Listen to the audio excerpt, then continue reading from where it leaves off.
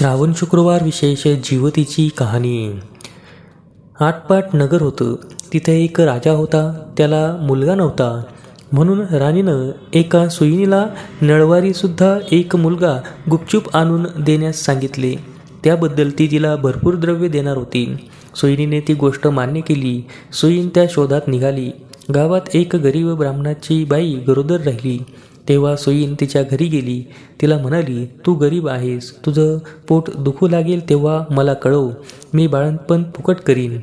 त्या स्त्रीनं ते मान्य केलं। नंतर सुईण राणीकडे आली व ती हकीकत सांगितली। म्हणाली, लक्षण सर्व मुलाचीच दिसतायत। तेव्हा आपल्या घरापासून तो तिथपर्यंत कोणास काही कळणार नाही असं गुप्त भुयार तयार करावं। आपल्यास दिवस गेल्याची अफवा उठवावी। मी तुम्हास नळवारीचा मुलगा आणून देईन। राणीला आनंद झाला। त्याप्रमाणे तिनं डोहाळं लागल्याचे सोंग केलं। पोट मोठं दिसण्यासाठी त्यावर कपड्याच्या घड्या बांधल्या। भुयार तयार केलं। 9 महिने होताच बाळंतपणाची तयारी केली। इकडे ब्राह्मण स्त्रीचे पोट दुखू लागलं। सुईणीला बोलावणं आलं।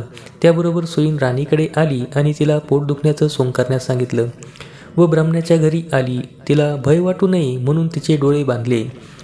तिला मुलगा झाला। सुईणीनं एका दासीकडून भुयाराच्या वाटेनं मुलगा राणीकडे पाठवला। तिनं वरवंटा घेऊन त्याला एक कुंचा बांधला व तिच्या पुढे ठेवला। ती दुःखी कष्टी झाली। सुईण राजवाड्यात गेली। राणीसाहेब बाळंतीण झाल्याची बातमी पसरली। सर्वांना खूप आनंद झाला। मुलगा मोठ्या लाडात वाढू लागला। इकडे ब्राह्मण स्त्रीने नेम धरला। श्रावणातील दर शुक्रवारी जीवतीची पूजा करून नमस्कार करून, जय जीवती माते, जिथं माझं बाळ असेल तिथं खुशाल असो असं म्हणून तांदूळ उडवावेत व ते ह्या मुलाच्या डोक्यावर पडावेत। हिरवी साडी नेसणं, हिरव्या बांगड्या घालणं, कारलीच्या मांडवाखालून जाणं, तांदळाचं धुणं ओलांडणं बंद केलं। याप्रमाणे ती वागू लागली। इकडे राजपुत्र मोठा झाला। एके दिवशी बाहेर फिरायला निघाला। त्या दिवशी ही नाहून आपल्या अंगणात राळे राखीत बसली होती। याची नजर तिजवर गेली। हा मोहित झाला व रात्री तिची भेट घ्यायची ठरविले। रात्री घरी आला। दारात गाय वासरू बांधली होते। चालता चालता त्याचा पाय वासराच्या शेपटीवर पडला। वासराला वाचा फुटली। ते म्हणाले, कोण्या पाप्यानं माझ्या शेपटीवर पाय दिला? आई, जो कोणी आपल्या आईकडे जावयास भीत नाही तो तुझ्या शेपटीवर पाय देण्यास भिईल काय? हे ऐकताच तो मागे फिरला आणि घरी येऊन आपल्या आईपासून काशीस जाण्याची परवानगी घेऊन काशीला निघाला। वाटेत एका ब्राह्मणाचे घरी उतरला। त्या ब्राह्मणाला पुष्कळ मुलं होती, पण ती 5वी-6वीच्या दिवशीच जात। राजा आला। त्या दिवशी चमत्कार झाला। 5वीचा दिवस होता। राजा दारात निजला होता। रात्री सटवी आली व म्हणू लागली, कोण ग असं वाटेत निजलं आहे? जीवतीने उत्तर दिलं, अगं माझं ते नवसाचं बाळ आहे, मी काही त्याला ओलांडू देणार नाही। मुलाचे आईवडील चिंतेत होते। त्यांनी हा संवाद ऐकला। उत्तरात्र झाल्याने सटवी व जीवती निघून गेल्या। उजाडताच ब्राह्मणाने राजाचे पाय धरले। आपल्यामुळे मुलगा जगला, आजचा दिवस मुक्काम करा अशी विनंती केली। राजाने ती मान्य केली। त्याही रात्री असंच झालं। दुसरे दिवशी राजा निघाला। इकडे ह्याचा मुलगा मोठा झाला। काशीत यात्रेच्या वेळी गयावर्जनाची वेळ आली। पिंड देतेवेळी ते घ्यायला 2 हात वर आले।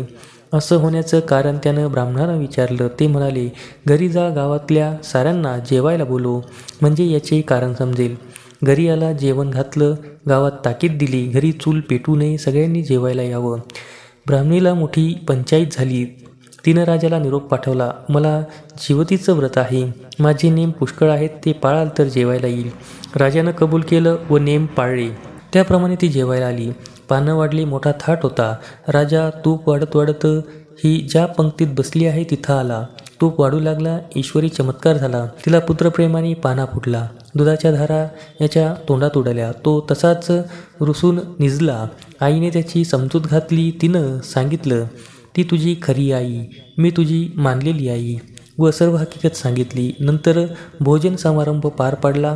पुढे त्यानं आपल्या आईवडिलांस राजवाड्याजवळ मोठा वाडा बांधून देऊन राज्य करू लागला।